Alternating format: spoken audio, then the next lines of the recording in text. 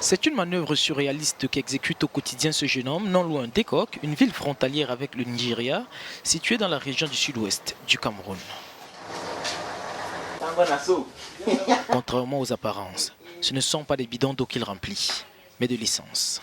Du carburant souvent frelaté, connu localement comme le zoazoa, entreposé dans cette cabane en planche.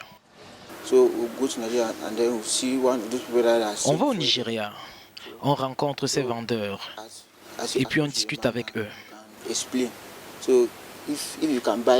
Si on veut acheter ces bidons jaunes, on paye le cash 100 000 francs CFA, puis on revient au Cameroun. C'est à eux de trouver un véhicule pour nous livrer le carburant ici au Cameroun. La vente illégale du carburant de contrebande est en principe interdite par les autorités camerounaises. Elle est pourtant tolérée dans cette ville frontalière du fait du nombre insuffisant de stations-service. Face au risque d'incendie, les autorités ont pris quelques précautions. On appelle cet endroit Petrol Village.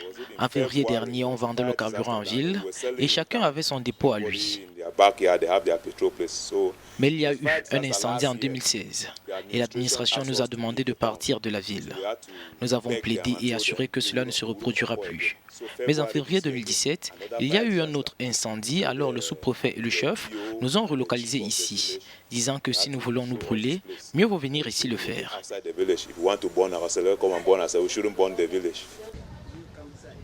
Les habitants d'Ekok tirent également quelques profits de la situation. Le carburant importé du Nigeria, bien que de qualité douteuse, est sensiblement moins cher que les prix homologués par les autorités camerounaises. Un équilibre qui est fragilisé par la persistance de la crise que traversent les régions du nord-ouest et du sud-ouest depuis près d'un an et demi.